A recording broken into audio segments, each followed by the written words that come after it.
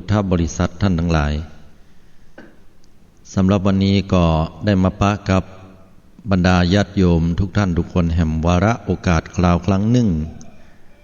ก็ถือว่าช่วงเวลานี้เป็นช่วงเวลาที่อากาศค่อนข้างจะกลับมาขมุกขมัวเพราะว่ามีการเผาป่าแห่งวาระครั้งหนึ่งซึ่งก็จะมีความรู้สึกว่าแสบหูดังกันแล้วก็บางพื้นที่นั่นก็โชคดีหน่อยเพราะว่าฝนได้โปรยปลายนำเอาความเย็นความชุ่มฉ่ำมาให้แต่ก็หลายพื้นที่นั้นก็ได้รับผลกระทบนอกจากว่าจะเอาความชุ่มฉ่ำมาให้แล้วก็ยังได้แถมในสิ่งที่บ่พึงประสงค์ยกตัวอย่างเช่นว่าได้รับบาเหตุหลวงหรือว่าเป็นเหตุทำให้เราจะต้องได้เดือดร้อนกันหลังคาบ้านของแต่ละคนหรือว่าบางที่นั้นก็ลุดกันไปต้องมาซ่อมแซมหลังคากันฝนก็ซัดเข้ามากิ่งไม้ใบตอกได้หักได้โค่นได้ล้มลงบางพื้นที่ก็ได้รับความเสียหายแต่บางพื้นที่ก็ไม่ได้รับความเสียหายแต่อย่างใด อันนี้ก็จัดว่าเป็นภัยธรรมชาติที่สามารถเกิดขึ้นได้เป็นว่าฟ้าใหญ่ลมหลวงหน้านี้เนาะบอกว่าจะเป็นเดือนมีนาเข้าสู่เมษาต้องระมัดระวังกันดีตัว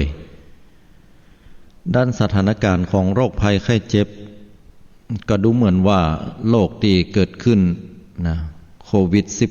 -19 มักจะเกิดขึ้นกับเฮาเป็นภัยใกล้ตัว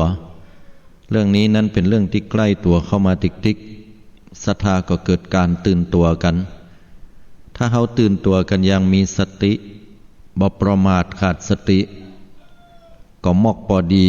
รู้จักในการป้องกันก็เป็นอันดีแต่ถ้าตื่นตัวล้ำไปอยู่ที่ไหนก็กลัวไปเห็นหมดเนี่ยยังก็บ่ได้แล้วก็บางครั้งก็บางคนก็ประมาทเกินไปที่ประชุมชนคนตั้งหลายก็บ่ป้องกันอันนี้เป็นทางสุดตรงสองสายแต่ถ้าเราปฏิบัติตามสายกลางยังเปิ้นบอกไว้กินร้อนช้อนกลางล้างมือสวมแมสใส่หน้ากากและมีสุขอนามัยที่ดีอันนี้ก็อยากให้เราอยู่รอดปลอดภัยจากโรคภัยไข้เจ็บพอมีความจำเป็นเราก็บ่ไปออกไปในที่ประชุมชนคนหลายศรัทธาสาธุชนญาติโยมทุกท่านภัยใกล้ตัวเนี่ยสังเกตว่าตึงภัยธรรมชาติและเหตุการณ์ที่เกิดขึ้นจากคนเฮาเนี่ยเป็นพาหะก็เป็นที่มาของความลำบากความเดือดร้อนใจและความทุกข์ใจเกิดขึ้นเหมือนกัน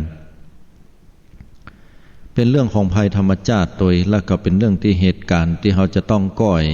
ปฏิบัติก้าวล่วงข้ามพ้นสิ่งเหล่านี้ไปโดยกันให้ได้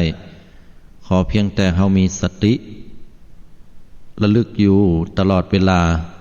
ตั้งอยู่ในความบ่ประมาทสาธุชนญาติโยมในวันนี้ก็มาปะกับหมู่เฮาท่านทั้งหลายเหมือนเช่นเคยเนาะหลายๆท่านหลายๆคนนั่นได้มาอู้กับอาตมาภาพบางคนนี่ก็อู้ให้ฟังว่าเสียดายแต่เนอะเสียดายสิ่งที่ผ่านมาแล้วเฮาจะได้เนาะบางคนก็มานั่งกึดลำปึงใจกินแหนงใจว่าหูอย่างอี้แต่ก่อนนี้ตั้งอกตั้งใจเฮียนบ่เดียวก็เป็นข้าราชการไปละหน้าที่การงานมั่นคงบางคนก็มาอู้ให้ฟังว่ากึดใจฮอดสมัยแต่ก่อนหั่นผักหวานกับไข่เต้งไข่มดส้มแกงไว้แล้วเนี่ยพอหั่นเมื่อใดก็กึดเติงให้แม่ยามยังเปิ้นมีชีวิตอยู่เฮาก็บ่ได้ดูแลพอกอยดีเปิ้นมักอย่างเงี้ยบทกรรมที่นักปราชญ์เปิ้นได้ประพันธ์ไว้อย่างน่าฟังอยู่ว่าอดีตนั้นคือภาพพจน์อนาคตคือความฝันปัจจุบันนั้นคือความจริงอดีตคือภาพพจน์คืออย่างก็คือสิ่งที่เราเคยทำลงไปแล้วมันก็จะติดตราตรึงอยู่ที่จิตใจของเราและคนทั้งหลาย ว่าที่ผ่านมาเขาเป็นอย่างใดพ่องเขาเป็นคนอย่างใดบางคนนั้นก็อยู่กับภาพพจน์เก่าๆประสบความสำเร็จแล้วเพิ่นก็อู้ด้วยความภาคภูมิใจในสมัยตะก่อนว่าอย่างอันอย่างอี้เป็นแบบนั้นแบบนี้อันนี้ก็คือความภาคภูมิใจในสิ่งที่ดีๆแต่บางคนก็รู้สึกกินแหนงใจอยู่อดีตคือภาพพจน์นั้นเป็นเรื่องราวที่เฮาให้ปิกปอกไปแก้ไขสิ่งเหล่านั้นเหมือนกันอย่างเช่นว่าการดูแลมารดาบิดาของเฮาก่อนเฮามาได้ดูแลพอกอยดีก็บ่ใช่ว่าละว่าขว้างเปิ้นเตื้อเฮาก็บ่มีเวลาเนาะเฮาฮื้อเวลากับเรื่องของเงินของทองหน้าที่การงานอาชีพของเฮาก็เพื่อหวังที่จะดูแลครอบครัวแล้วก็ดูแลเปิ้นตัวแต่เฮาก็ลืมไปที่จะแบ่งเวลา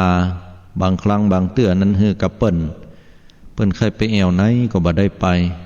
กลายเป็นว่าคนเฒ่าเฝ้าบ้านไปเหียจะไปวัดไปวาอีล่ามันก็ไปเนี่ยการยังงานละบ้านก็บ่ได้เหียหอเฮือนเดือนดาวขโมยขโจรจะขึ้นบ้านกะหุกลายเป็นว่าคนเฒ่าต้องมาเฝ้าบ้านอย่างเดียวถามว่าอุ้ยสมยังบอกไปแอวบ้านเหนือบ้านใต้เปิ้นพ่องบ้านเหนือบ้านใต้เปิ้นม่วนงานกันชมรมผู้สูงอายุเปิ้นเนี่ยกันหั่นเปิ้นแปลงกันหั่นเปิ้นออกกำลังกายกันลำกระบี่กระบองอย่างหัวอุ้ยสมก็บอกว่าจะไปได้อย่าใดมันละบ้านละจองไว้นี่ไปบ่ปออีน้อยก็สมาเอาลูกมาให้พอนี่แหมไปไหนก็บ่ได้ฮะละแค่ไปเหมือนกันไปก็ละขว้างบ้านก็บ่ดีแหมลุงยังบ่ไปแอวกับเปิ้นพ่องพอเหรอเปิ้นไปบ้านเหนือบ้านใต้ไปเล่นไปตองกันออกกำลังกายพ่องกะไปได้อย่างใดทั้งอยู่ตามบ้านตามจองเนี่ยไปก็บ่ได้หูตาก็บ่ค่อยดีไปหะละเป็นอุปสรรคปัญหาพอเวลาเปิ้นตายไปแล้วเฮาก็มากึดใจหาเปิ้นเนาะกึดใจฮอดเฮาบ่ได้ดูแลพ่อกอยคนเฒ่าคนแก่ลูกเต้าก็กึดการกินแหนงแกล้งใจแต่ก่อนก็เอาการเอางานล่ำไปที่จริงบัดเจ้าว่าบ่มีเวลามันอยู่ที่เฮาแบ่งเวลาคือกับคนเฒ่าได้ก็อาตมานี่หันหลายๆคนเพิ่นก็เอาติ้วเอาเปียดเอาซาหรือเอาถุงโดยเฉพาะเราอ่อนหนุ่มเนี่ยก็มาตานหาคนเฒ่าคนแก่เพิ่นกึดใจหากึดใจหาแม่อุ้ยปออุ้ยหาป่อหาแม่อันนี้เป็นสิ่งที่ดีแต่ว่าบางทีการกึดหาเปิ้นนั้นถ้าเฮาบ่ได้ดูแลพอกอยก็กินแหนงใจแต่มันก็ช่วยอย่างบ่ได้ละญาติโยมทั้งหลายบางเตื้อเฮาก็ถ้าย้อนปิกปอกไปเนี่ยจะตั้งอกตั้งใจห้ำเฮียนบางคนเป็นอย่างนั้นก็ตั้งใจห้ำเฮียนแต่เอาดีๆเหมาะๆหรอแต่ก่อนนี่หนีเฮียนหัวสมองมันอย่ามาบดีแต่ก็ขี้ข้านตัวครูก็ซ้ำสวกเนี่ยนะอันนี้จะตั้งอกตั้งใจห้ำเฮียน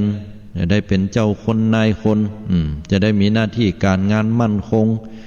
ประเดี๋ยวนี้ก็ลำบากเหลือเกินถ้าหูอย่างอี้นี่จะตั้งใจก็มันย้อนไปบ่ได้แล้วญาติโยมทั้งหลายวันเวลามันผ่านไปเมื่อมันย้อนบ่ได้ก็เป็นความกินแหนงแกล้งใจของเฮาไปเหียบางคนก็คิดว่าจะรักษาแล้วก็ดูแลจิตใจของคนที่เฮาฮักเสียดายขนาดต้องมาห้างมาลากันไปเหียมันอย่ามาดีแต่ดีว่าจะหาในถึงบัปะเขาว่าบัเปียงแต่ได้เมียดีแต่ดีว่าตื่นเจ้ามาก็หุงหาข้าวปลาอาหารดูแลพ่อแม่ของเฮาเป็นอย่างดีเฮามันบ่เอาไหนได้เงินได้คำมา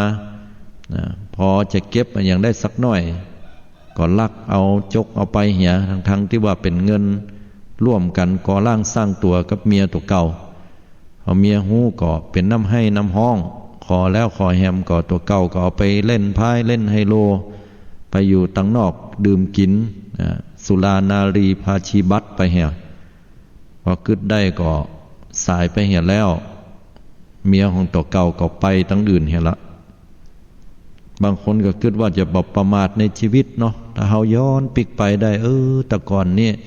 เฮามีเงินคำกำก้าแก้วแหวนแสนสิ่งของนักขนาดต้นตระกูล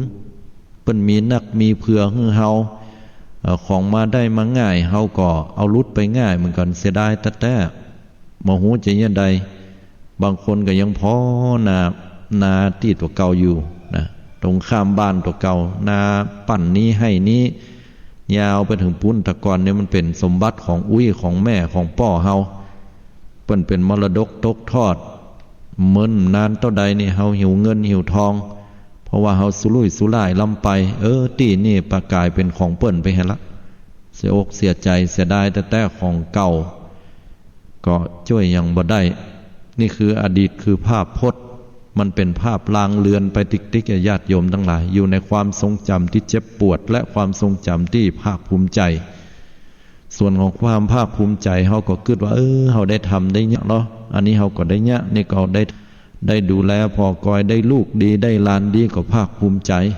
อันนี้ก็เป็นส่วนที่ดีแต่เฮาปิกไปแก้ไขสิ่งเหล่านั้นบ่ได้ฮะละเปิ้นเลยฮ้องว่าอดีตคือภาพพจน์เป็นสิ่งที่จะติดตาติดใจตัวเฮาและผู้อื่นอนาคตนั้นคือความฝันอนาคตก็คือสิ่งที่ยังมาบ่ถึงบ่เติงเตื้อยกตัวอย่างเช่นว่าเลยจากนี้ไปจากนี้ไปว่ากันไปก็สิ่งที่เราจะปะต่อไปเนี้ยจนกระทั่งถึงวันพุกนี้วันฮือวันหนึ่งไปแล้วก็เดือนนี้เดือนหน้าเดือนไหนๆตลอดจนถึงปีนี้ปีหน้าและปีไหนๆรวมถึงภพนี้ภพหน้าและภพชาติไหนๆตัวเช่นกันเขาก็มีความกังวลใจโดยปกติแล้วเขาจะวาดฝันแล้วก็กังวลใจบ่น้อยโดยเฉพาะอย่างยิ่งแล้วเนี่ยละออนนี่จะวาดฝันเก่งจะวางแผนด้วยความสวยหรูงดงามแต่หมู่เฮานี่ก็มีเหมือนกันในวัยนี้ทุกคนอยู่ได้ด้วยความฝันอยู่ได้ด้วยความหวัง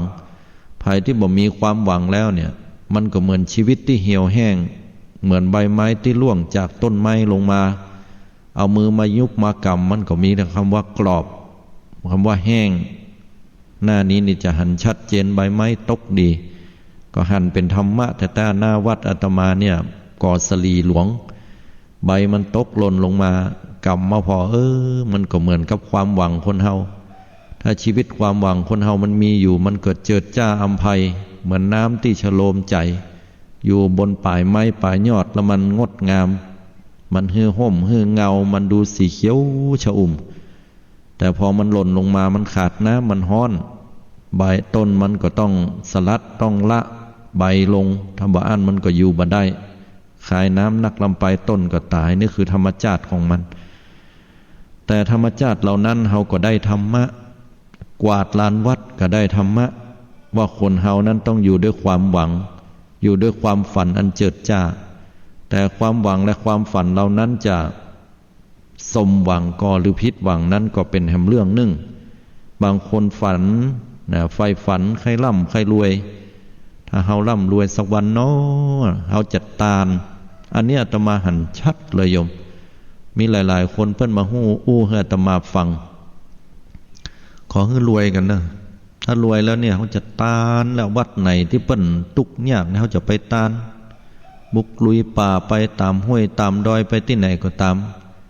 บางคนก็ว่าจะเป็นเจ้าภาพนั่นละจะสร้างศาลาวิหารกุฏิจะสร้างห้องน้ำกาอันนี้จะเป็นเจ้าภาพเจ้าศรัทธาเนี่ยร่ำรวยแล้วเนี่ยเฮาจะได้มีฐานะคนจะได้อวดได้อ้างเพราะว่าสังคมคนเฮานี่วัดกันที่ความร่ำรวยวัดกันที่เงินที่ทองกันมันเป็นอย่างนั้นบางคนก็ฝันให้มีบ้านสักหลังเนาะเฮาจะเอาบ้าน2 ชั้นเนาะ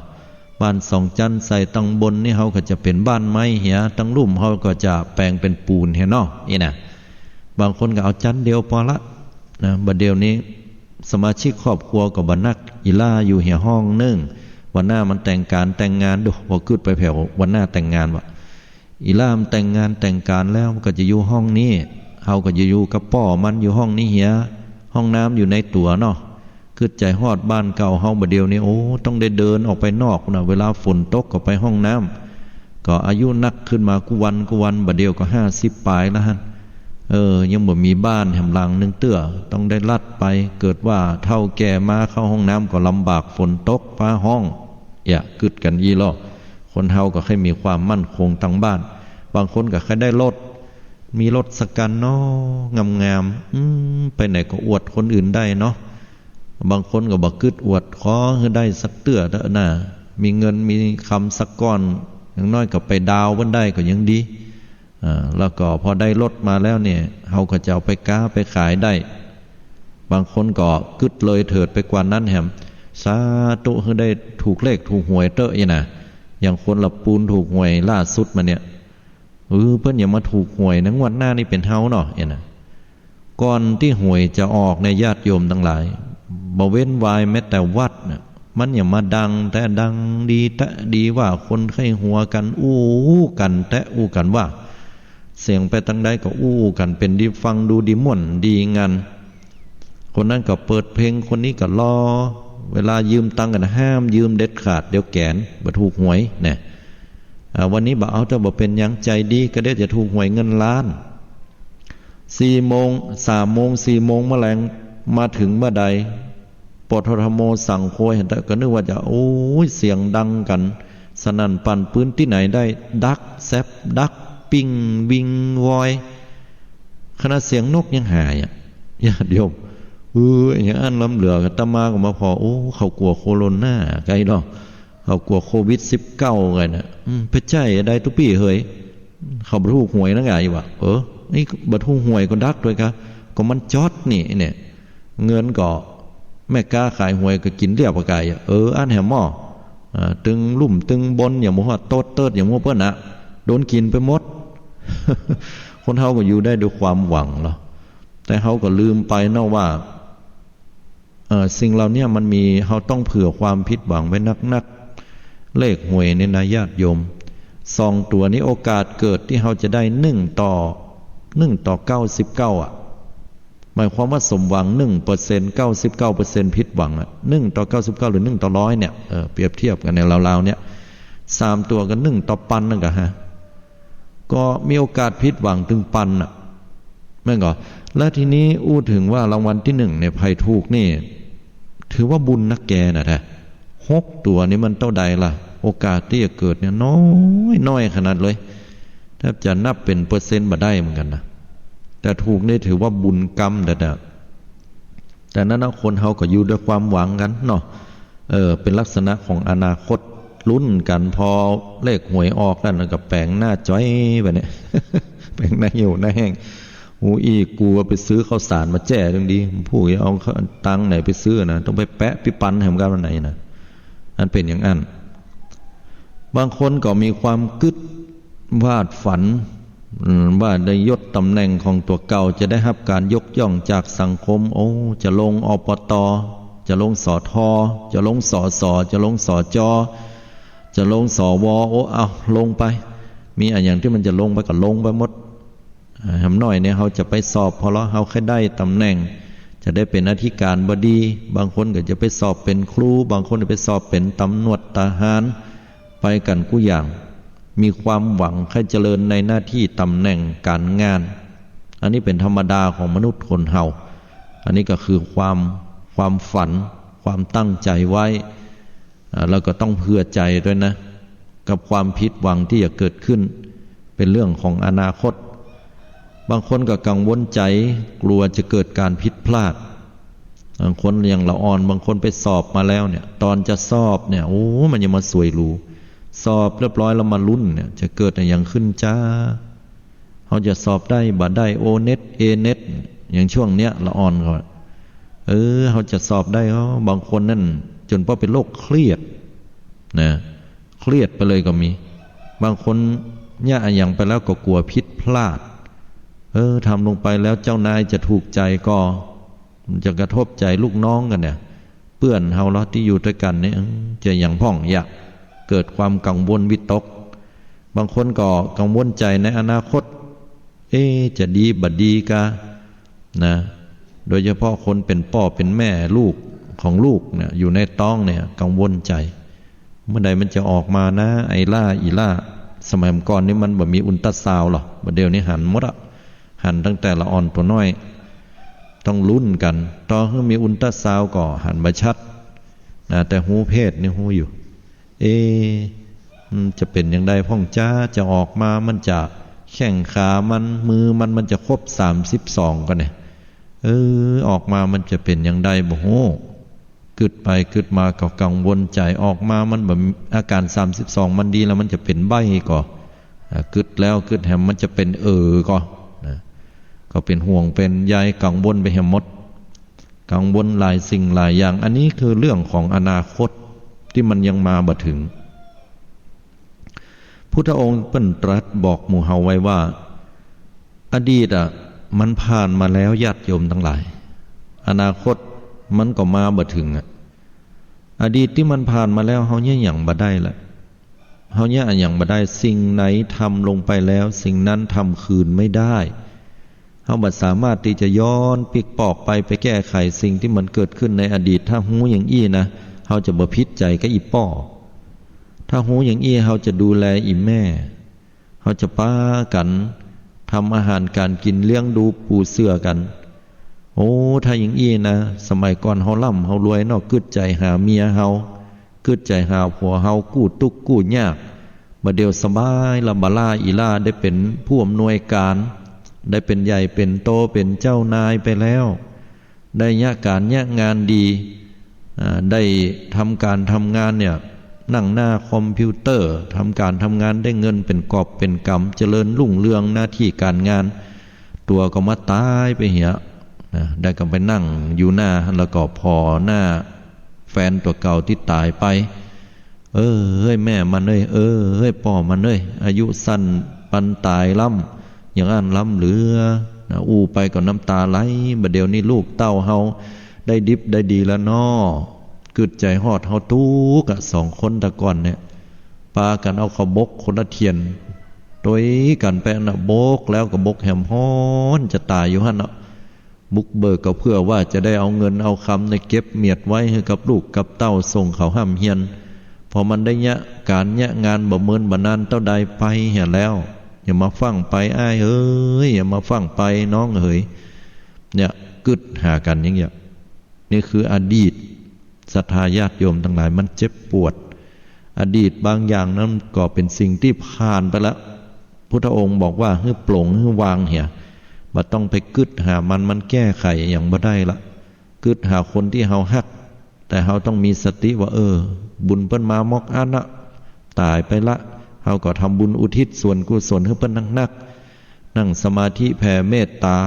หยาดน้ำไปหาบ่เดียวอีล่าบ่เดียวบ่ล่าบ่เดียวบ่อ้ายนะมันมีการหน้าที่การงานลูกเฮาเนี่ยการเนี่ยงานดีทำบุญอุทิศส่วนกุศลให้หยาดน้ำมาหับของกินของตาลนอจัดหน้าชันใดให้เฮาได้เกิดมาเป็นกู้ครองกันประสบความสำเร็จเว่ยๆตั้งสัจจะอธิษฐานอย่างนี้ก็มีนักญาติโยมแต่มันก็เป็นอดีตไปแล้วอนาคตก็บ่ต้องไปกึดอย่างมันนักญาติโยมบ่ต้องไปกึดล่ำกึดรวยจนชนิดที่จะไปแข่งกับไผสักวันเกินขอให้กูได้ล่ำได้รวยกันกูจะข่มหัวมันนะบัดเดียวนี้มันมาข่มหัวกูอีกนะใจขึ้นเนาะคนบางคนก็ล้ำเหลือไว้แต่พอเอ็นยามแต่น่ะหมอกได้มีเงินเห็ดขึ้นมาเห็ดสักหน่อยนี่นะก็อวดกันคนในสังคมนี่อวดกันนะแปลกเหมือนกันนะเฮ้ยก็จะอวดกันเรื่องของฐานะบางเตื้อก็อวดกันเรื่องเลือกลูกหลานเรื่องประสบหน้าที่การงานที่สำเร็จที่ดีงามอวดกันในเรื่องของสุขภาพร่างกายอวดกันในเรื่องของทรัพย์สินเงินทองไผก็บ่อยากจะล้มไผก็บ่อยากจะต้องตกระกำลำบากต้องประสบความผิดหวังแต่เฮาก็ต้องเผื่อใจ50ญาติโยมเฮาต้องเผื่อใจในความผิดหวังเหล่านั้นที่จะเกิดขึ้นลูกเต้าเหล่าหลานของเฮานี่อย่างมาอั้นล้ำเหลือน้ออย่างมาบ่ได้ดังอกดังใจพอลูกพอเต้าเพิ่นเนาะอย่ามาดีแตะดีว่านำเอาความสุขความเจริญมาให้พ่อให้แม่ให้อุ้ยพอถึงเดือนจีปีใหม่ซักเก้าดำหัวจัดการจัดงานวันเกิดพ่อวันเกิดแม่วันเกิดอุ้ยวะของเฮานะมันไปไหนบ่ฮู้ต้องต้อยนะเมากะสาวเมากะบ่าวกันพุ่นน่ะหันกึดแล้วก็เสียอกเสียใจกันก็มีญาติโยมอนาคต มันเป็นสิ่งที่บ่แน่นอนให้เฮาปลงวางไว้ตัวแต่ว่าพระพุทธองค์ให้เฮานั้นอยู่กับปัจจุบันปัจจุบันอารมณ์ปัจจุบันคือความจริงประมาณคำว่าปัจจุบันอารมณ์เนี่ยโยมลองกำหนดลมหายใจพอเหรอหายใจเข้าหายใจออกเนี่ยโยมหูอยู่ก็ว่าเฮาหายใจเข้าโยมหูก็ว่าเฮาหายใจออกอันเนี้ยเพิ่นฮ้องว่าปัจจุบันอารมณ์ก็คือใจมันติดอยู่กับที่ลมหายใจตอนนี้โยมฟังอาตมาบรรยายอยู่เนาะถ้าโยมหูโยมบ่ได้ทรงใจไปที่อื่นอันนี้ก็แสดงว่าปัจจุบันอารมณ์โยมกำลังนั่งนึ่งข้าวเป่าไฟกันโยมก็ย่างในสิ่งนั้นอยู่อันนี้โยมหูตัวก็หูอันนี้คือปัจจุบันอารมณ์แต่เมื่อใดเฮาเนี่ยอยู่ที่นี่ฟังธรรมก็ดีนึ่งลูกนึ่งข้าวก็ดีแปรงฟันก็ดีอาบน้ำก็ดีเตรียมตัวจะไปเนี่ยการเนี่ยงานก็ดีแล้วใจเฮามันไปอยู่ที่อื่นแสดงว่านี่บัจเจปัจจุบันอารมณ์นะเพิ่นฮ้องว่าประมาทขาดสตินะถ้ามันอยู่กับธรรมดาอย่างนี้ก็บ่เป็นอย่างเท่าใดคนบางคนก็ลืมนั่นลืมนี้นะบางคนก็โทษว่าเท่าละไอ้นะอันที่จริงเฮาก็ขาดสตินั่นนะบางคนก็สมากึดเลยเถิดไปว่าเฮาเป็นโรคอัลไซเมอร์แฮะกายนะใครเกินไปหะอัลไซเมอร์นั่นเปิ้นบัจเจว่าเป็นกันง่ายๆเอาดีกว่ายามใดที่โยมลืมนะตางปิกหนตางปิกไปบ้านตัวเก่านะนั่นน่ะแสดงว่าโยมเป็นอัลไซเมอร์ละนะไปถึง3 แยกกูเลี้ยวขวาก็เลี้ยวซ้ายว่ามันนั่งกึดเป็นเมินยืนกึดเป็นเมินบ้านกูไปทางซ้ายกับทางขวานะอันเนี้ยแสดงว่าเริ่มอาการบดีแล้วอย่างนี้นะแต่ถ้าเมื่อใดที่ลืมขัดแจพ่องลืมนั่นลืมนี่เฮาอย่ามาขี้ลืมนะกูนี่แต่ว่าได้นะรำคาญตัวเก่ามันก็ธรรมดาโยมอายุนักขึ้นเป็นเรื่องปกติแต่จะให้ดีก็เพราะว่าเฮาไปฟังฟ้าวเหตุที่เฮาลืมเพราะอย่างโยมเพราะว่าเฮาอายุนักขึ้นสมองมันสั่งงานจ้าลงทุกอย่างมันจะสั่งงานจ้าถึงสมองตึงมือตึงตีนตึงตัวเฮาตึงกำกึดตึงสติอย่างมันจะอ่อนลงละมันบ่เหมือนยามหนุ่มๆมันจำได้แม่นถ้าถามว่ามันพิษก็บ่พิษเพราะว่ามันเสื่อมไปตามสภาวะสังขารร่างกายเพียงแต่ว่าใจของเฮาเนี่ยมันเวยเกินมันเวยกว่าร่างกายของเฮาฉะนั้นเฮาจะจ้ารอบคอบเสียก่อนลืมอย่างก็ตามเนี่ยญาติโยมทั้งหลายต้องก่อนจะลุกเนี่ยต้องกึดละก่อนจะนั่งลงกินข้าวต้องกึดบางคนเนี่ยลืมไปดีนะเกือบจะลืมนักไปกว่านี้ละต้องไปเอาน้ำมาแกมก่อนถ้าบ้านกินไปกินมาเกิดแก้นเข้าไอ้เราลูกหลานลูกเต้าบ่อยู่ลำบากนะอันตรายโยมต้องกึดให้รอบขอบจะลุกต้องพอละขัดแจมีที่ในโทรศัพท์มือถือมีตังใดแม่นก่อลืมมาอย่างไว้ตั้งนี้พ่องเอาก็ต้องกึดบางเตื้อก็ฟังฟ้าวลุกพลดพลาดไปลืมอย่ามันมีอาตมาภาพเองก็ยังมีเป็นธรรมดาญาติโยมเพราะนั้นพาจะลืมนักลืมน้อยสติถ้าอันฝึกสติให้มันนักขึ้นนะก่อนที่จะไปก็ต้องกึดพอก่อนนี้เป็นสติเบื้องต้นการลืมเป็นเรื่องของธรรมชาติคนเฮาแต่ว่าเฮาจะไปให้มันบ่อยครั้งนักเฮาต้องรอบคอบจ้าลงแหมน้อยเพราะอายุเฮามันเริ่มนักขึ้นไปเรื่อยๆเนาะฉะนั้นอยู่กับปัจจุบันอารมณ์เนี่ยอย่าเอาเฮาสามารถเอาเรื่องในอดีตมาเป็นข้อมูลการตัดสินใจได้ยกตัวอย่างว่าแต่ก่อนนั้นเฮา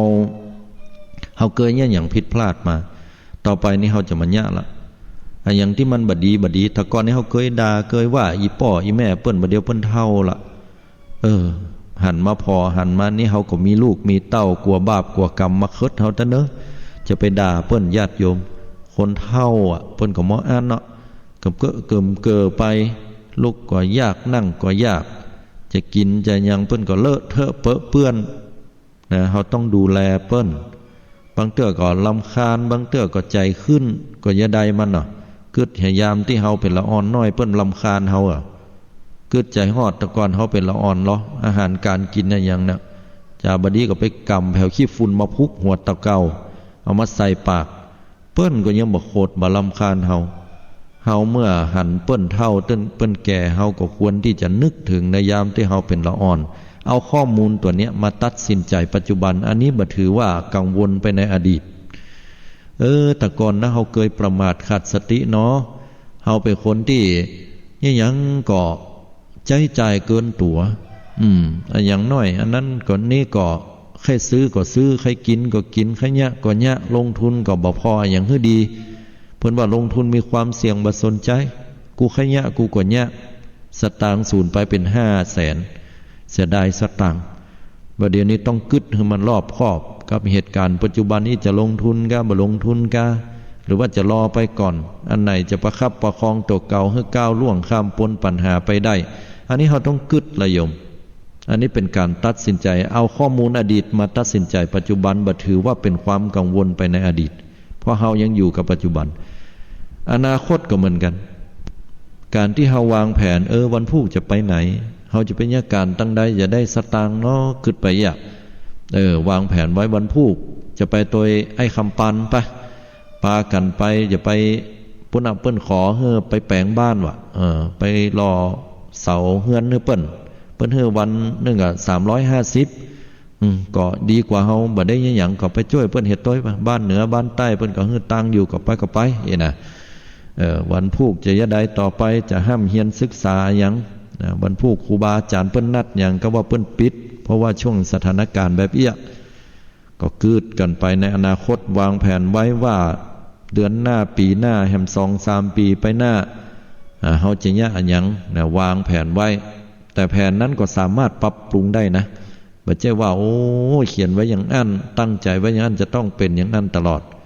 มันจะว่าวางแผนไว้ว่าจะไปวางอย่างล้มๆแรงๆตัวน่ะ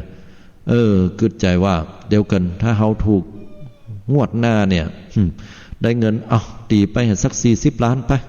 40 ล้านเนี่ย10 ล้านก็จะให้ญาติพี่น้องอีโลแฮม30 ล้านนี่ก็เอาไปหยังแฮม30 ล้านไปบริจาคให้ตุลุงไปสัก20 ล้านอีเนาะแล้วก็บริจาคไปบริจาคมากึดไปกึดมาเฮาจะซื้อรถนั่นพ่องอันนี้พ่องนั่นพ่องถ้าสตางค์เฮาหมดแล้วเฮาจะยี่ใดนะให้ไปขอคืนได้นะนั่งไปนั่งมานั่งให้อยู่หั่นคนเดียวน่ะมันก็ผีบ้าก็ได้กึดเลยเถิดไปอย่างนี้อันนี้บ่ใจเนอะวางแผนอย่างนี้นี่บ่ถูกละ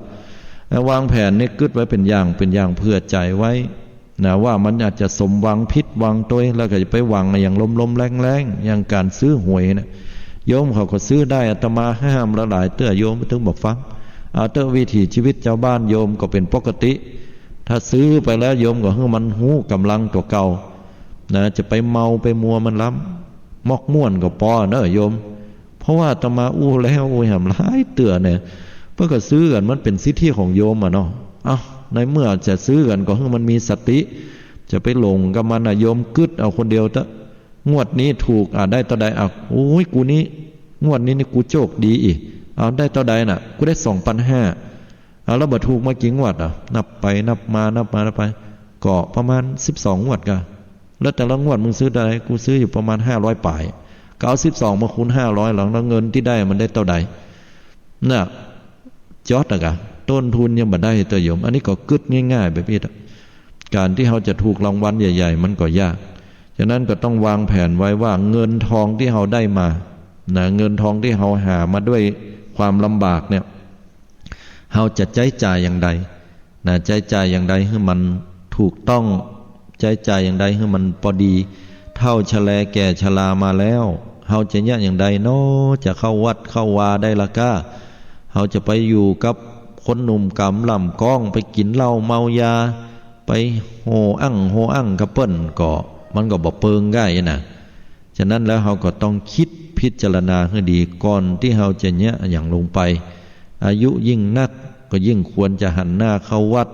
บ่ได้เข้าวัดก็ควรจะเอาธรรมคำสอนของพุทธเจ้าเนี่ยใส่จิตใส่ใจให้นักปฏิบัติปลงวางให้นักญาติโยมทั้งหลายเอาละวันนี้พี่น้องศรัทธาญาติโยมอยู่กับปัจจุบันอารมณ์ให้ดีนะอยู่กับการปฏิบัติในศีลในธรรมรับตาภาวนาไหว้พระเหี่ยพ่องชำระจิตชำระใจให้มันดีปลงวางเหี่ยพ่องผ่านประสบการณ์ผ่านฮ้อนผ่านหนาวมานักกันแล้วอย่างที่พิษวังสมวังผ่านมาหมดปลงให้ได้นัก จะมันเต้ยมันด่าเฮาก็ก็มันด่าเฮาแล้วอย่างใดมันก็บ่อ่านเอาคนเฮาอายุบ่ถึง100อันนี้ถูกต้องนะโยมคนเฮาอายุบ่ถึง100จะมันเถอะปล่อยมันเถอะก็เดี๋ยวต่างคนต่างไปละอันนี้เป็นอุบายที่ดีและเป็นกรรมกึศที่ถูกต้องนะมันเถอะมันด่าเฮาชาติหน้ามันก็เป็นกรรมเป็นเวรมันไปเฮาก็ถ้าอย่าเกยไปด่ามันก็หุปลงวางอีได้ก็ดีจังมันเถอะอีล่าเขามันก็ใหญ่ละเขาก็ใหญ่ละบ่เจ้ละอ่อนละนะปล่อยให้เขามากำหนดจดเจือเขานักลำไปเขาก็จะมันใหญ่สักเตื้อไปบ่ปอเขาก็จะอึดอัดโดยกะหุก็ปลงวางไปลูกหลานตานเต้าเข้าบ้านผิดเวลาเขาจะยะใดเดียวก็เป็นห่วงก็หมออันน่ะช่วยอย่างบ่ได้ก็ได้กระตักกระเตือนก็บอกด้วยความเป็นห่วงปลงวางให้พ่อคนเฮาตึกที่สุดแล้วมันก็ตายจากกันนั่นเนาะเฮาก็ต้องทำใจเฮาก็ไปเขาก็ไปหั่นเอานาบุญมันว่าเตอะในสักวันหนึ่งเขาก็กึดใจได้อย่างอีเป็นต้นปลงวางน่ะมันดีอยู่กับปัจจุบันมันดีญาติโยมทั้งหลายเนาะเอาละวันนี้อาตมาภาพได้นำมาเรื่องราวของการอยู่กับปัจจุบันอารมณ์มาให้ศรัทธาญาติโยมได้รับฟังกันตลอดจนถึงเรื่องราวต่างๆก็เจริญปอนญาติโยมโทรเข้ามาในช่วงใต้รายการได้เนอที่หมายเลขโทรศัพท์083 935 7219 083 935 7219อยู่ตังใดกันจ้าอยู่พี่น้องตังเชียงใหม่หรือว่าพี่น้องตังละปูนคุณยองโทรกันเข้ามาได้เนอในรายการสามารถจะติดตามรับฟังรายการได้ห้ามบึดเมื่อคืนเนี่ยตมาก็จัดรายการนะ104.5 เมกะเฮิรตซ์ญาติโยมเนี่ยมาฟังกันได้เนาะ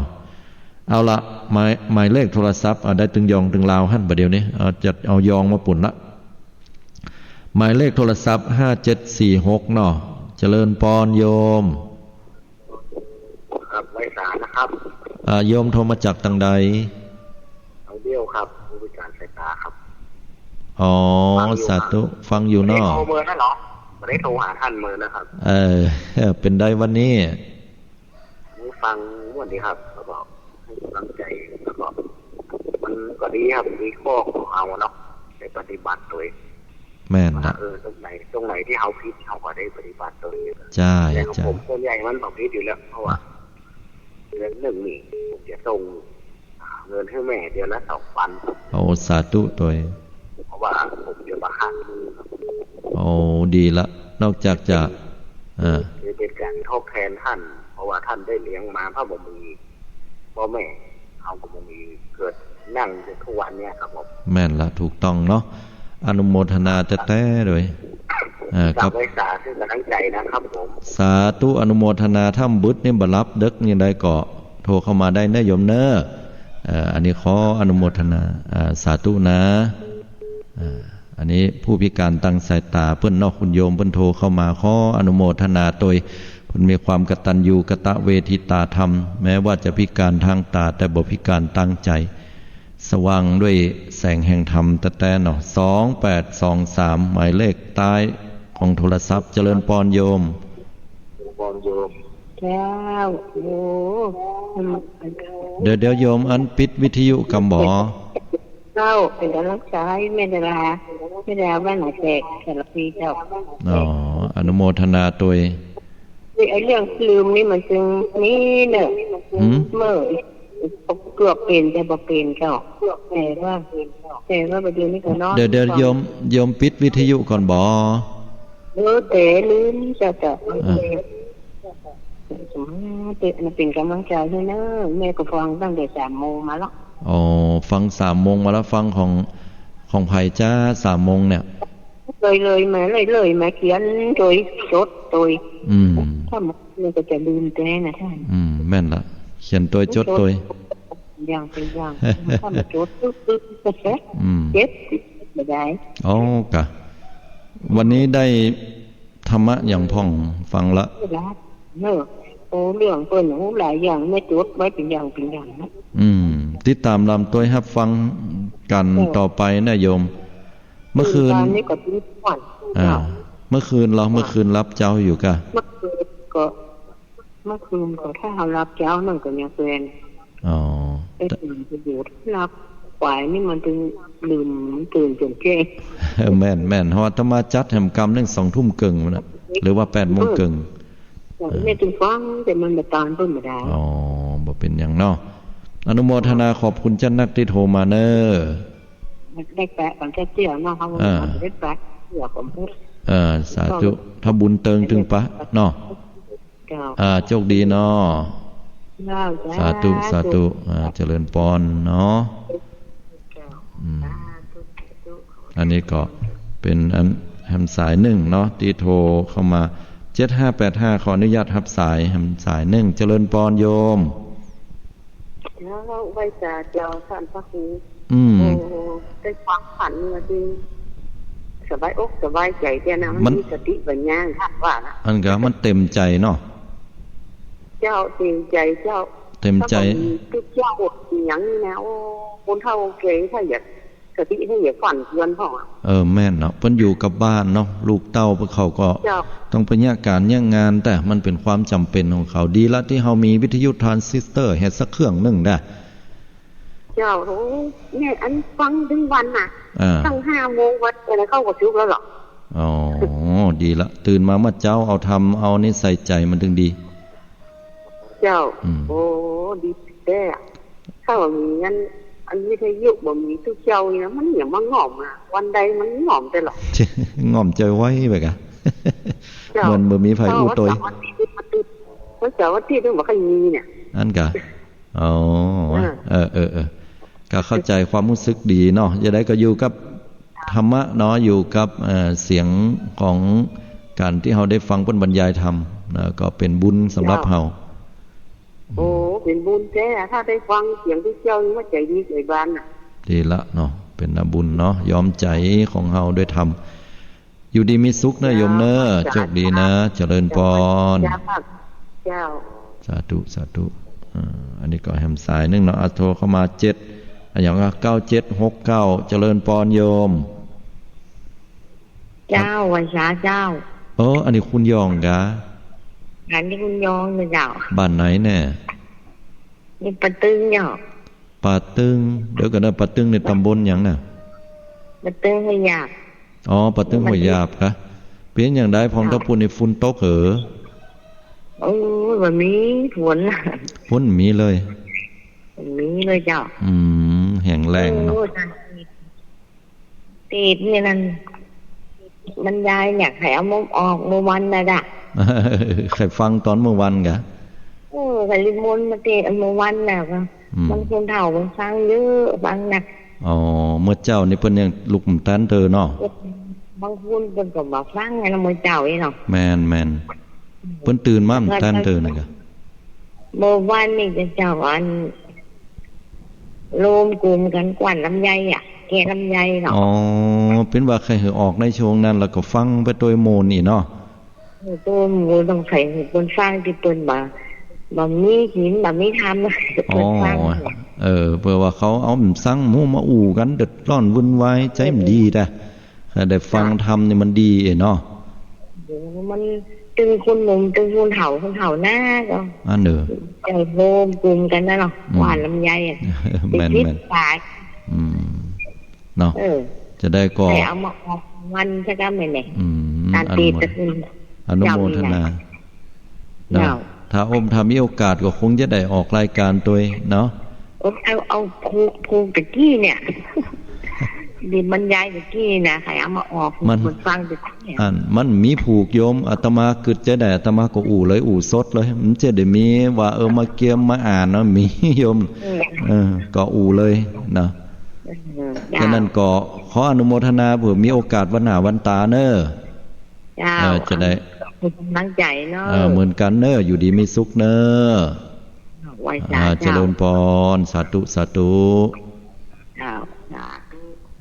อันนี้พี่น้องตั้งหัวหยาบเนาะโทรกันเข้ามา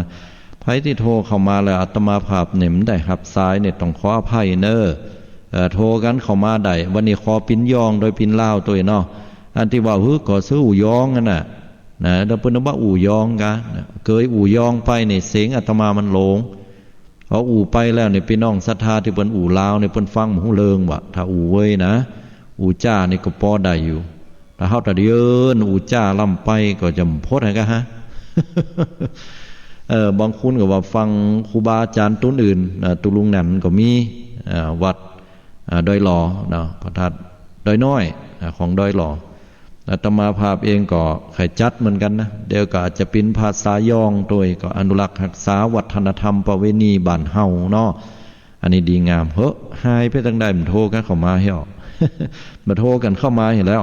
เปิดมาฟังเข้าเฮ้ออย่าตุเจ้าอย่ามาเป็นยองไปเหี่ยวะแล้วตุเจ้าตนก่อนนั้นไปตั้งใดเหี่ยวบ่ฮู้อีวะ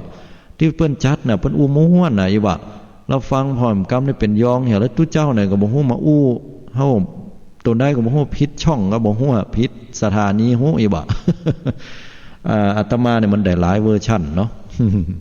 อู่ใดเลยนะก็เป็นความได้เปรียบเนาะของคุณยองอู่ใดลาวอู่ใดเนาะจะลาวเชียงไฮ้เฮาก็อู่ใดตั้งใดก็อู่ใดภาษากลางก็อู่ใดรักษาวัฒนธรรมประเพณีด้วยกันไปญาติโยมทั้งหลายบ่มีไผโทรมาแล้วกันเนี่ยน้อไผที่โทรมาแล้วบ่ได้รับสายขออภัยโทรมาใหม่ได้น้อ0839357219นะเบอร์นี้เนอะ0839357219อยู่ใกล้ๆห้องอีล่านะอีล่ามึงมานี่เหรออีแม่กดบัตรตานน่ะตุลุงเพิ่นบอกตุลุงว่าหั่นตุปี้เพิ่นบอกกันไหนน่ะ ตุลุงก็เป็นหยังเป็นตุหลวงตุลุงก็ตุลุง เขาห้องตุลุงว่ะสีเท่าไว้ได้แล้วเขาก็ตึ้มว่าเขาตึ้งให้หัวเห็นน่ะเปิงว่ะเขาเปิงกับตุลุงตุลงเหรอไอ้บ่ะเ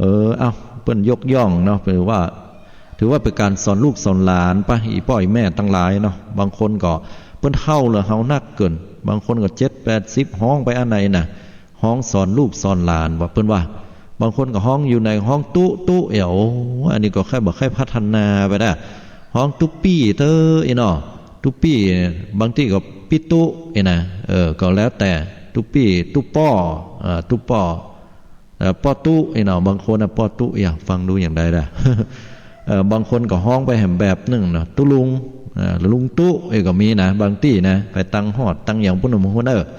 อันนี้ก็แล้วแต่ยังได้ก็มันฟังแล้วมันม่วนเนาะไปห้องบ่ได้เป็นตู้เนี่ยบางเตื้อก็เฮาอู้เข้าเนี่ยละอ่อนอายุมอก4-5 ขวบมันก็เฮียนคนเฒ่านะเฮียนคนเฒ่า4-5 ขวบตุลุงอายุ70ห้องตู้เนี่ยไปห้องเบิ่นตุลุงชื่อมาตู้มาเหี่ยว โอ้บ่ปึงก็หาอาตมาว่ามันเหมาะเนาะเฮาห้องในเฮาห้องสอนลูกสอนหลานเนาะห้องในนามสอนลูกหลานตัวยกย่องเป็นการให้เกียรติเปิ้นห้องตุลุงห้องต้านเจ้าพระอาจารย์เจ้าตุลุงตุปี้ตุป้อตุอุ้ยห้องได้แล้วแต่สถานะของเปิ้นเนาะฉะนั้นแล้วเฮาก็พอตัวเนาะห้องตู้ได้ก็ได้ถ้าเป็นตู้เจ้าทั่วไปธรรมดาอย่างนั้นนี้เขาก็ห้องเพิ่นได้เนาะบ่มีปัญหาหยังเนาะโทรเข้ามาแล้วบ่ได้รับสายต้องขออภัยกำลังอู้ม่วนจังหวะมันบ่ฮึโทรเข้ามาใหม่เนอะคนก็โทรมาอยู่สาธุอนุโมทนาโทรเข้ามาแห่มกำนึงเนาะมีเวลาอยู่สัก5 นาทีเนาะโทรเข้ามาเนอะศรัทธาญาติโยมแห่มบึดนี้ก็รับฟังรายการมองข่าวสารผ่านแสงธรรมจะหยิบเอาข่าวสารที่ปรากฏจดเจือปัจจุบันนะ1 อาทิตย์ที่ผ่านมาเนี่ยส่วนนักก็จะเป็นวันเนี้ยปัจจุบันเอามาวิเคราะห์ข่าวมาอู้กันซ้ำม่วนนะซ้ำม่วนดีแท้ๆญาติโยมเอาธรรมะใส่ไปตัวช่วงนี้เป็นช่วงของเราได้รับฟังธรรมสถานการณ์ปัจจุบันกับม่วนรับถึงข่าวสารรับถึงธรรมะเนาะอู้น้ำไหลไฟสว่างหายไปเห็นละ0839357219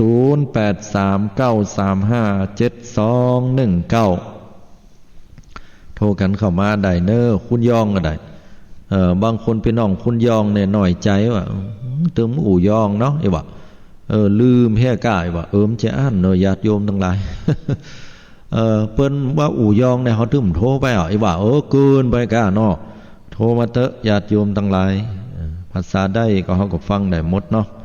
0839357219เนาะเวลานี่ก็ล่วงเลยไปไกลจะหมดละพี่น้องศรัทธาญาติโยมทั้งหลายก็เมื่อค่ำคืนก็รอฟังกันแฮมค่ำ1นะรอฟังกันแฮมค่ำอาตมาก็จัดรายการ มองข่าวสารผ่านแสงธรรมมีเฉพาะวันปุดวันเดียววันอื่นนี่ไม่ได้เกี่ยวละไม่ได้ออกเพราะว่าตารางเวลานี่ก็เพิ่นจัดสรรมาลงโตละเนาะถ้าเพิ่นมีการปรับเปลี่ยนหรือว่าตนอื่นหรือว่าคนอื่นเพิ่นได้จัดเวลาเดียวกันนี่ก็อาจจะได้มาจัดให้กับศรัทธาญาติโยมได้รับฟังต่อไปเอาละอยู่ดีมีสุขกันเนอจะไปประมาทการใจชีวิตญาติโยมทั้งหลาย